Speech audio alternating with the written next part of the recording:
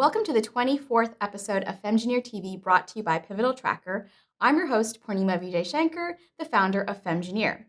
In this show, I host innovators in tech, and together we debunk myths and misconceptions related to building tech products and companies. One myth that we've all come across is the need to prioritize work above life. As a result, it means we can't take a lot of pauses. And it also means that we end up working for companies, both large and small, that prioritize work first above everything else.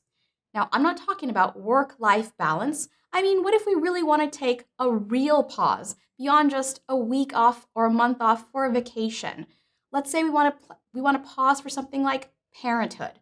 What do we do? And is it even possible to do so without killing our careers? Well, to help us answer this question, I've invited Lisen Stromberg, who is the CEO and founder of Prismwork, a culture innovation consultancy.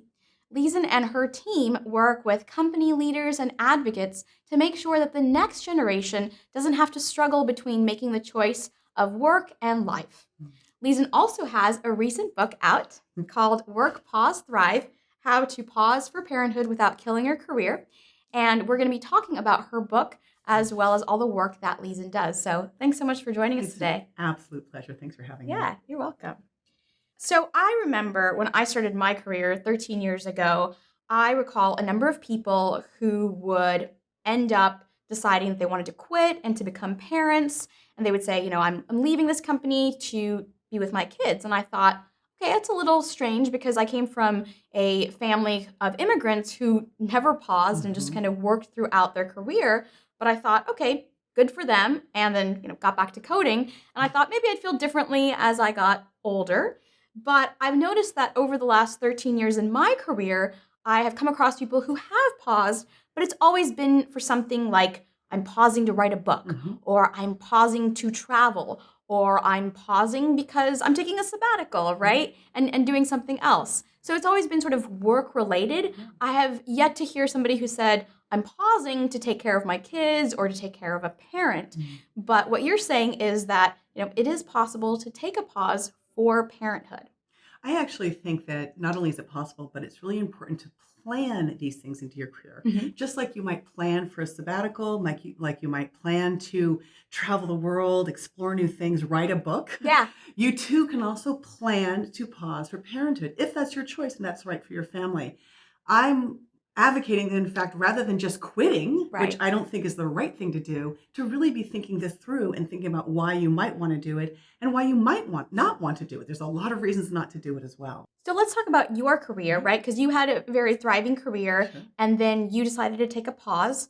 When did you decide that you wanted to pause? Well, let me start with I never envisioned that I would actually pause my career. I was gung-ho. I had worked since I was 14. I was a career woman.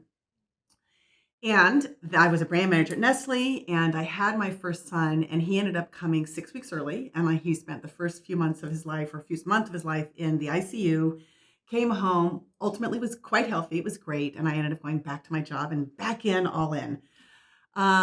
Decided that I actually wanted to shift my job. I got recruited in by Foot Cone Building, an advertising agency here in San Francisco, was promoted to vice president. Things were great, got pregnant with my second, and it was about a third of the way or half of the way into the pregnancy that I ended up really having some trouble. And so I was forced on bed rest. That period of time of literally doing nothing but being in bed rest really shifted who I was and what I wanted out of life. And wasn't to say I didn't really want to have a great career, but I also realized that for a period of time, for a pause, I needed to actually be available to my family. When my daughter was finally born, full term, healthy, I went to my employer and I actually wanted to not quit. What I wanted was to work part-time, to downshift a little bit, just to kind of help me settle in. Not an option. Nothing was available to me. And at the time I just said, well, they wanted me either all in or all out. And I said, well, I'm going to have to be out then. So I paused temporarily, and then I ended up starting my own consulting practice, working with high-tech startups here in Silicon Valley. That was a really exciting time. And then ultimately shifted again and moved, and nothing I ever planned on doing, but ended up moving into becoming a journalist. And then now, of course, I'm full circle, and I'm back actually working with companies, consulting with them about culture and helping them figure out how they can avoid making women like me leave because there aren't options. What a shame. So then ultimately, what inspired you to write the book? Well, of course, when Sheryl Sandberg came out with Lean In, I was incredibly inspired by what she had written. There's a lot of controversy about what she'd written, but I felt that she was actually naming some things that really had to be named. Mhm. What she didn't name, though, and discuss in any detail was, okay, how do you do it when you have children? And I had so many young women come to me and say, Lisen, you seem to have figured this out. What do I do? And I thought, well, there's got to be research. I'm a Right. data queen. I love data, right? I'm in Silicon Valley. I want this. I was astounded to learn that there was no national research on professional women in their careers and how they were navigating this work-life issue. Or there was, that's not true. There is studies, but they're old. They aren't contemporary studies. So I said, well, let's find out what's going on. So I actually interviewed 186 women, surveyed 1,500 more to find out about their career paths. And the one thing that really surprised me is many incredible professional women who are at the top of their field, actually have pauses hidden into their careers, but they don't talk about them. Right. They don't really address them. They sort of, not intentionally or maybe even intentionally, do kind of hide them. And I thought, no, we need to be transparent about this. We need to speak our truth and say, hey, I did this because I needed to. I'm back in, I'm all for it, and I'm thriving. And that was the message I wanted to convey. So that was the book I wrote. So in the book, you talk about this stigma that we have in a lot of different working environments where everything is work first. And as a result, we have a caregiver bias. And that care could be towards a parent or a child, but for our conversation, we're going to focus on children and being a parent. So why does this stigma even exist? Can you walk us through this a little bit? Well, it was fascinating. One of the things I was trying to understand was, why is it so hard for us as a society to actually support caregiving? And I was astounded to learn that we have and I think we all intuitively know this, we have this thing called the ideal worker bias. Right. And the ideal worker is that person who has no home responsibilities, can just be all in all of the time, can really just give it their all, which is great, right? We want that sometimes. Because the truth of the matter, all the research also proves that the individual who's all in all the time doesn't actually produce the best work over the length of time. Sure, we can do that in spurts, but if that's their constant delivery, that's not successful. So we've got this bias that says, if you're all in all the time, that's the way you're the most important, best worker. What happens, unfortunately, is that ideal worker ends up getting promoted because everyone thinks they're the most successful, whether or not they actually are in terms of producing the best work. They then hire in the next person who's just like that, and you've got this self-fulfilling prophecy. Meanwhile, those who have responsibilities outside the home, typically women, although not always, obviously more and more men are taking responsibility for families, but those who have these external responsibilities, who are forced to have flexible schedules, who are forced to have these things, they end up being, there's this perception that there's something called flexibility bias, this perception that they're not really committed. Well, in fact, all the research is now coming out showing that over the course of your lifetime, the most productive and the most effective worker is actually a working mother.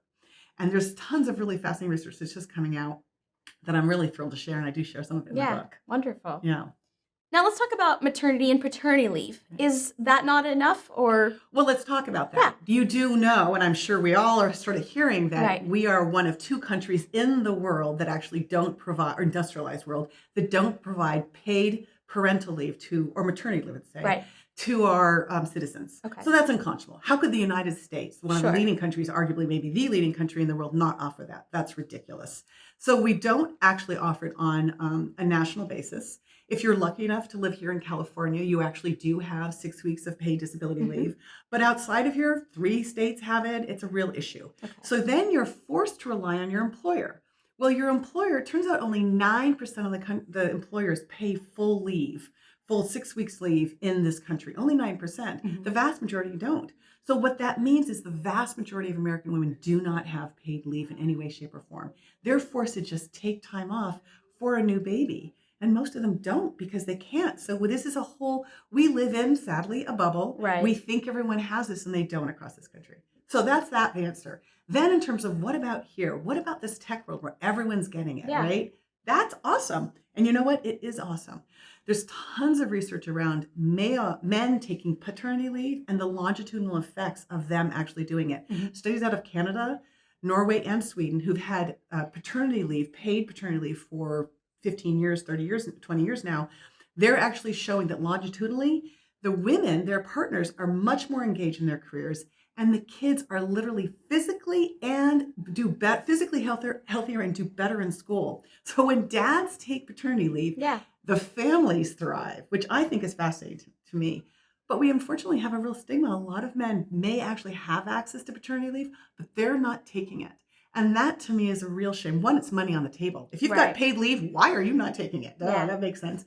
And two, what a missed opportunity to not bond with your family. Sure. So it's great that, yes, in tech, we have a lot of companies that are offering anywhere from 3 to 12 months of maternity and paternity leave, but sometimes it's not enough. So what do we do in those cases? Well, I think there's two issues here. One, there's the issue of just after you had a child, like my experience, how we on-ramp the person who's been pausing. Or taking maternity leave. Right. So how are we? Do we expect them to come in right away on full board and deliver the day they get back? I think that's frankly unreasonable. Yeah, you don't expect that even from a first-time hire. Thank you. Exactly right. Especially not a first-time hire who's and still not getting any sleep, is trying to breastfeed, et cetera else, right? So I think the idea of really evaluating and offering smart on-ramping programs makes sense. And really, it comes up to the employee. If some employees are ready to go back in full-time, many aren't. They need to work 3 days a week to 4 days a week to 5 days a week. And I know a number of smart companies that are doing that. I interviewed the head of engineering at Medium, and he actually had done exactly that with the employees in his team. He's like, look, if you need to come back in on your schedule, you do. And that created all kinds of loyalty. So what's happening is if you actually are supporting the employee in that reentry period, they're less likely to jump ship. Now, let's say you get them back in and they're in for a period of time. What do you do then? And of course, there's a number of smart companies now. PayPal, and actually we had a whole long list just announced just this last week, indicating that they're offering what's called returnships or return to work programs. This is specifically targeted to men and women who've paused for more than 2 years to care for family members. It doesn't have to be a mother. It can be, if you're caring for a loved one who's dying or whatever the issue is. And you get retraining, you do a 16-week training program, and then you're offered an opportunity to have a full-time job. And those programs are incredibly successful as well. So it gives you, just after you've had a child, and if you do need to pause, a way to get back in, and your career is not then. Yeah, that's great. Yes. I'm sure people that are in the workforce actually would love that because it would give them a chance to brush up on their skills and be relevant as well. Isn't that so fascinating, right? Yeah. Exactly, right. Is there some kind of rotational program that we could create so that you don't have this sense of, well, that's a privileged person because they've had a child. What about me? I haven't had a child. Right. What do I get, right? We need to be really respectful of that. It's really important to do that. So that brings up a good next question, which is the idea of special arrangements. Like a lot of times companies may have a special arrangement because someone's been around for a long time or they're a senior level position, and so they're not talking about it. And in your book, you mentioned how it actually creates a lot of disgruntled employees. So sure, you can't hide this stuff. Yeah. Let's be clear. In fact, well, you can. I'll tell you a story. Yeah. One of my best friends from college, who was a very successful executive in the luxury good business, she told me when I was writing the book, well, you didn't know this, but I've been working part-time for the last 10 years.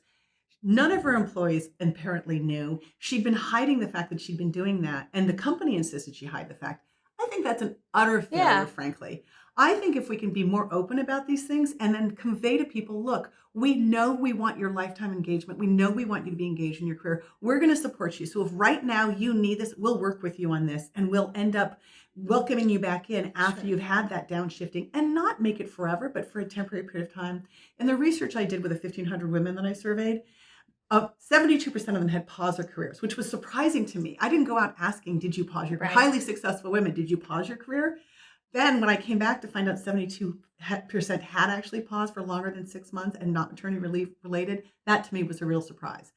What they told me was that many of them who actually worked part-time only worked part-time for 2 years. Mm-hmm. That was the average time. So when you create these arrangements and say it's not going to be forever, it's in this intense period, I only need this now, and my career will not be locked into that, then you actually create opportunity for awareness.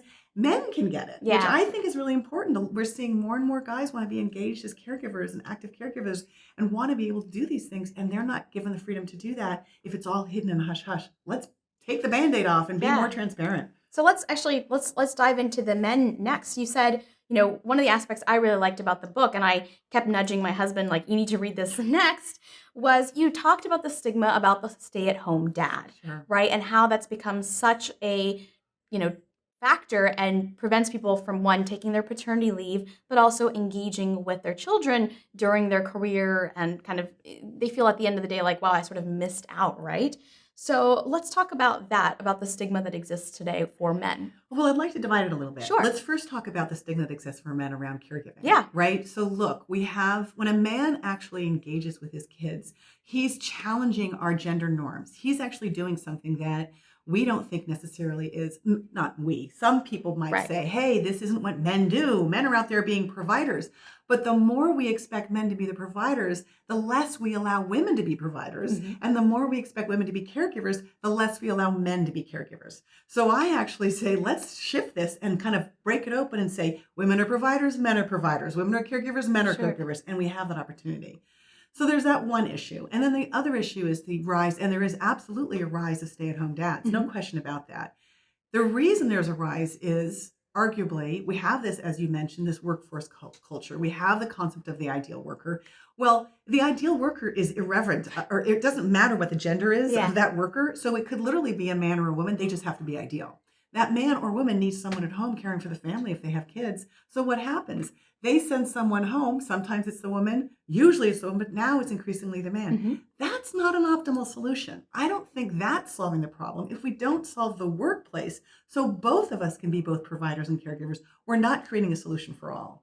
So what can we do to engage fathers so that they can play an active role both as a parent as well as in their companies? One of the things I loved about Sheryl Sandberg's book, Lean In, which I definitely pick up on, is the whole concept of the maternal gatekeeping. Mm-hmm. And there's all kinds of information about how women actually prevent men from being engaged caregivers. Mm-hmm.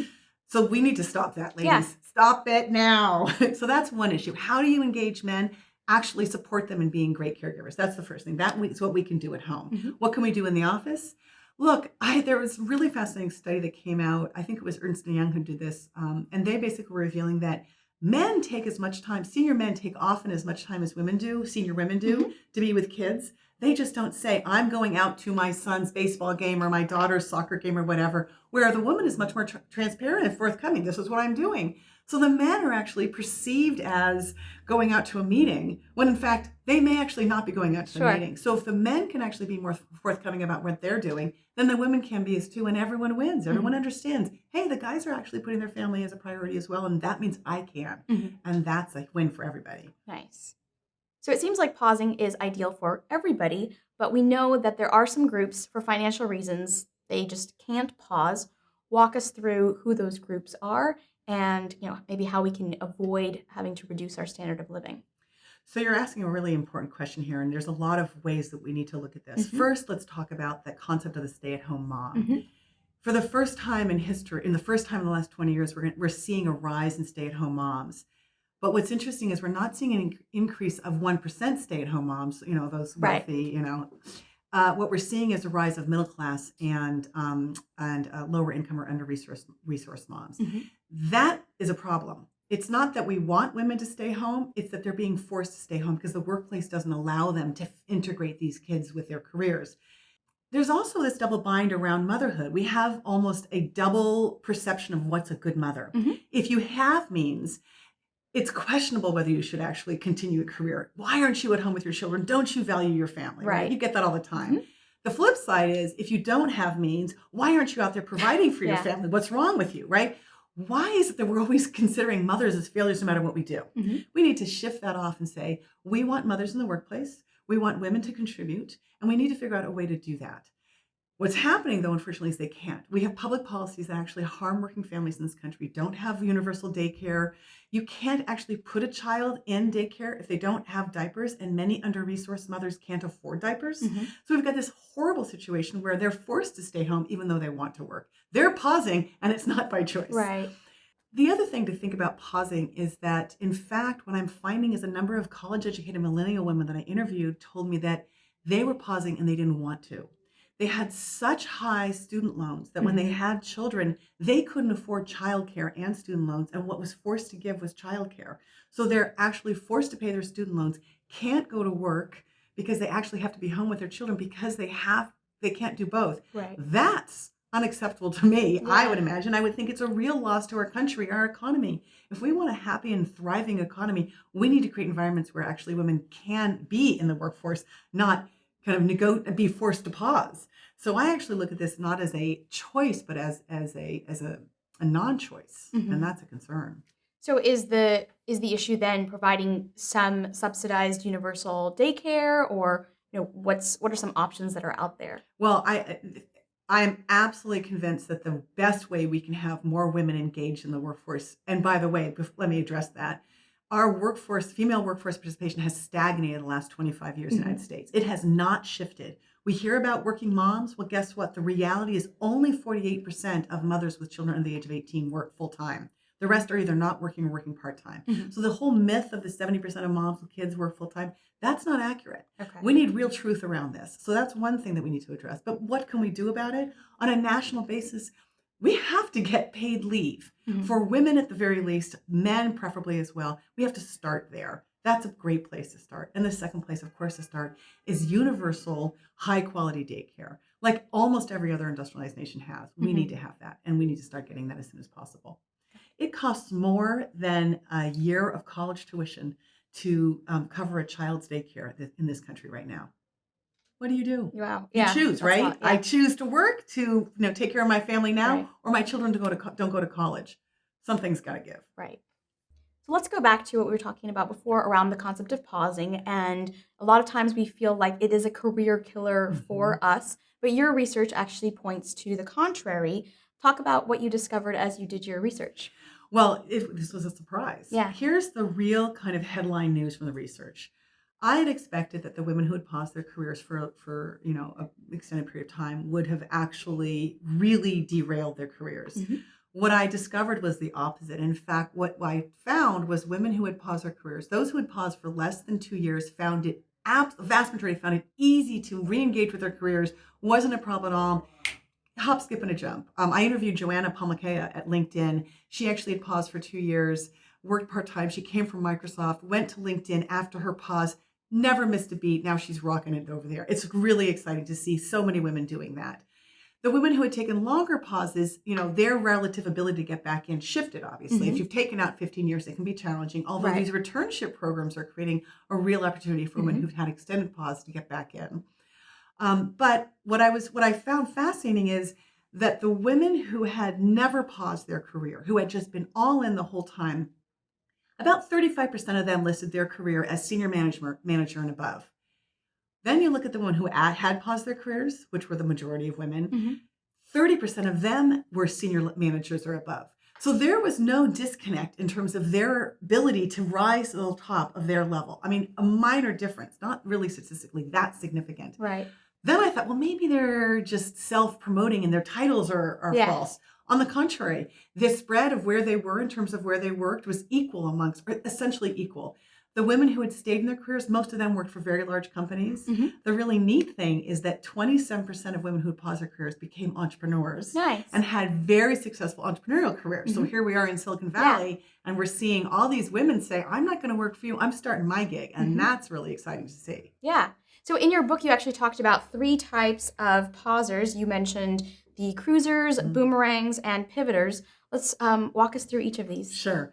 So the cruisers are the ones who actually didn't completely leave the paid workforce. They might have consulted or worked part-time. They actually had, over the course of their careers, the highest life satisfaction. They were the most satisfied with their choice. They were the most satisfied with the way they had navigated their home life and their work life. So to me, that was like the obvious. For a short term, and again, the average period of part-time work was about 2 years. Okay. So for me, it's so obvious that that's kind of a great long-term solution for the arc of a career. The second group are the boomerangs. These are the women who left completely the paid workforce, paused for a period of time, and then went back into their similar career, sometimes even their same jobs, same companies, etc. These women were really inspiring because they knew that they wanted to get back in. They had maintained their networks. So when they were ready to re-engage, they went back to where they were. Now, they didn't always go back at the same level. Sure. Because they had been out, they went in lower. But within 2 years, almost all of them had high jumped way, in fact, and felt back on track. The vast majority, they reported they felt back on track within 1 year, and almost all of them within 2 years. I thought that was fascinating. Yeah, that's great. The last group are the pivoters. These are the women who actually left their jobs and frankly, that career, because they weren't finding it didn't work for them. It wasn't what they wanted. And they ended up pivoting to brand new careers. They went off and became entrepreneurs. One woman I interviewed ended up becoming a PhD in nutritional science. Right. And she was actually a coder. She was an engineer. So she completely shifted her gear. Still down, but still. Right. Right. So I thought that was really fascinating to see the number of women who really found their pause allowed them to find a whole new place in their life, in their world that they might not have found. So they definitely ended up thriving. Yes. So you had mentioned before that some people had taken a short pause versus a long pause. Walk us through, does that actually matter? Does it matter if it's 1 year versus 15? Obviously, that might matter a little bit because things change. There's no question. Yeah. Let's be clear. Yeah. If you're going to pause in your career, then you need to really have it be a pause. Mm-hmm. It is temporary. If you're out for 5, 10, 15 years, that is actually opting out. And that's a different way of looking at your career. It's not to say that that's not the right choice for the right individual and the right family. There's no judgment here, but that's going to have a different implication for your career. When I wrote this book, I actually was curious about the women who had taken that extended period of time out. And the women who had paused for more than 10 years found it very difficult to get back in. Yeah. And as would anybody who is out of their career, whether they, for whatever reason, right? So let's be really clear that that's just, it's not to say they couldn't. Right. It's just to say that it was very challenging. The women who had paused for 5 years or less, particularly 2 years and less, it was a no-brainer. Okay. For the 5 year and less, they were actually able to get in fairly well. Now, again, the secret to their success was that they had always viewed their careers as, I'm still a professional. I'm just taking some time out of the paid workforce. So that's the distinction. If you can maintain your engagement, maintain your networks, communicate with your people, stay active, keep your skills up, you can get back in. Yeah. So let's talk about the folks that may have a challenge, whether it's 5 years or 15 years, because I know everybody says it is a challenge, kind of having that gap in your resume and going in and doing that first interview. What are some strategies that you would recommend to people, regardless of how long they had paused? Well, I'd like to actually start with a question of what to do in advance of your pause. Okay. And I think this is actually not unique to women. I think this is true for men too. You need to be really smart about how you want to navigate your career. You need to be thinking about the workplace that you're in. What does it look like for families and caregivers, and for those with personal responsibilities? Right. Be it, I want to run a marathon, or I want to take my dog for the walk, whatever it is. Does your workplace actually support that? Can you actually be authentic with who you are and say, I have these priorities. I'm a really deeply engaged worker. I will get the work done. I will do what I need to do. And I'm going to actually take this moment out to go do whatever that thing is. Yeah. Run the marathon, take your child to the soccer game, whatever it might be. That's the first question. Are you in an environment where you can thrive? If you are, great. Don't leave your job. Yeah. If you aren't and you want to have children, I would get the heck out of there and find a new company where you can actually thrive. And they are out there. So I know regardless of whether we take a pause for 1 month, 1 year, beyond, it's going to be a challenge to explain that gap in our resume getting back in. So walk us through some strategies that can help our viewers who are trying to navigate that. Well, there's a really fascinating study out of Vanderbilt Law School from Joni Hirsch. And she actually shared that employers love transparency. If you come in and say, I paused my career for this 2-year period because I wanted to be engaged with my young child, now I'm ready to go in and be full force, you're much more likely to get the job than if you actually try and hide what your reality was. Okay. Be honest, be transparent. But I would actually back up and say, before you even leave, before you even have children, look at your workplace and figure out, is this a place where I can thrive once I do have children? And this is true for women and men. Look at the senior management. Do the men at the top have partners that actually have thriving careers? Do the men at the top actually engage and are very forthright with their engagement with their families or their passions, whatever that might be? Are the women at top, well, first of all, are there women at top? Right. And if there are women at top, are they actually with partners who are engaged with with their careers as well as with their families, et cetera? What's being modeled at the senior level? And also what's happening across your peer set? If someone pauses for maternity leave, what's the attitude amongst the peers? How are they handling it? I had the absolute pleasure of interviewing Jenny Snyder over at Yelp. She was the first woman in the technical area to become a mom. And she said, it's not that they were intentionally trying to be sexist or unsupportive. They just didn't know what to do. Yeah. So she had to be a champion and educate them and support them. And she ended up creating a great moms group. She's done a lot of educating of the teams over there. And that to me means that we have a lot of opportunities to champion. With the tech industry being such a young workforce, Right. we're going to see a lot of new parents the next decade. In fact, across the country, 64 million millennials are about to become parents. Wow. We got a major issue. And if workplaces aren't prepared for that, they're going to be in trouble. Yep. It's great that you mentioned tech because in a previous episode, we had talked about how, as you know, we have a pipeline problem. Getting people in just for recruiting and then retaining them is also a challenge. So it seems like finding parents who have paused or coming off of that pause would be a great way to fill that pipeline. Walk us through how some companies could actually put policies in to capture those folks. Well, you're asking a really important question. We talk so much about the pipeline here in tech. How often do we talk about retention? Yeah. Do you hear anyone ever actually bring that up? Yeah. Why not? Right. This is a major issue. In fact, it's a very striking issue. If you look at, there's research out of the National Society of Engineers and other places that have indicated that in tech, up from 50 to 60% of women leave mid-career. So they're leaving not because they have children, but because the children are those tipping points. They've got all the unconscionable bad behavior, the unconscious bias, the overt bias, everything we hear about, right? They've all that going on. Yep. And they're kind of willing to stick with it and kind of manage through it until they have children. And then they say, why would I bother? I'll go do something else. Yeah. So they actually have a mass exodus at this point. If you actually want to spend all that time focusing on the pipeline, God bless you, but you have a solution right now. You've got a huge alumni network of really talented women in tech. They may need some retraining. Do it. Figure out, establish a return to work training program. Figure out how to get them back in. I interviewed this really great CEO, Bob Platschke, CEO of Sunum Technologies.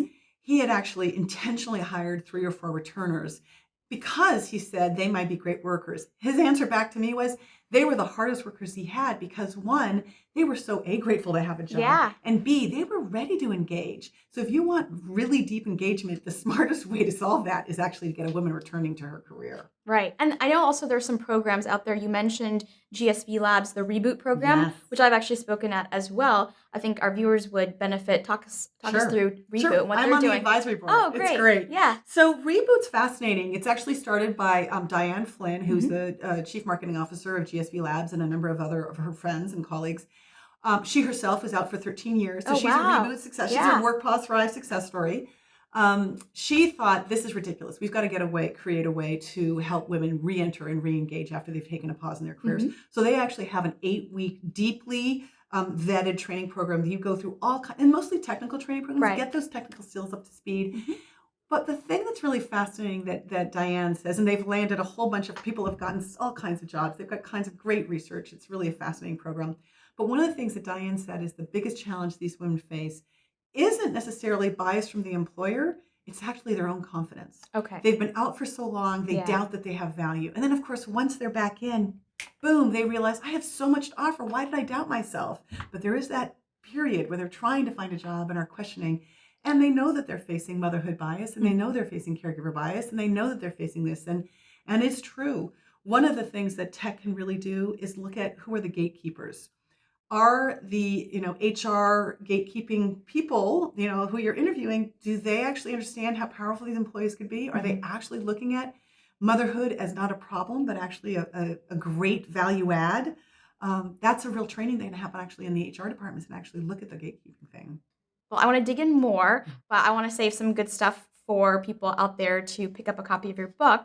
So last question for you. What are some trends that you're seeing amongst millennial workers? You mentioned there are 64 million millennials out there who are going to be parents soon. What are you noticing?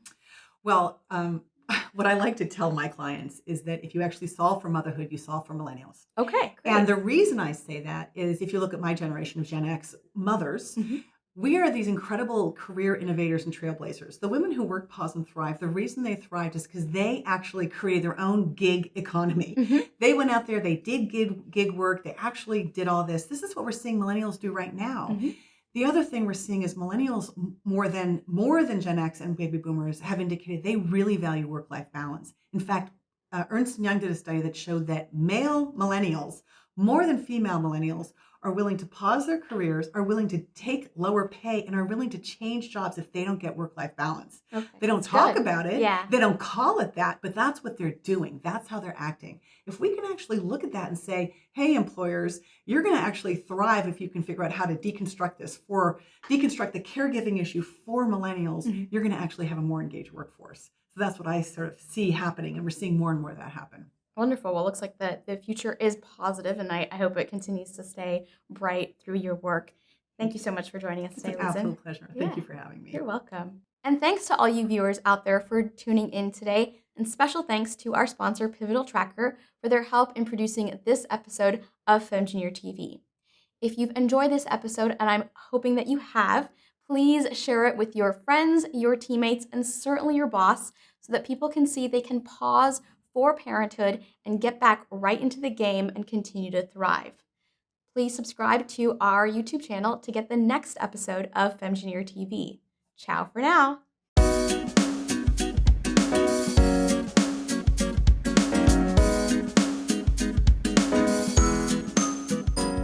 This episode of FemGenier TV is brought to you by Pivotal Tracker. Build better software faster.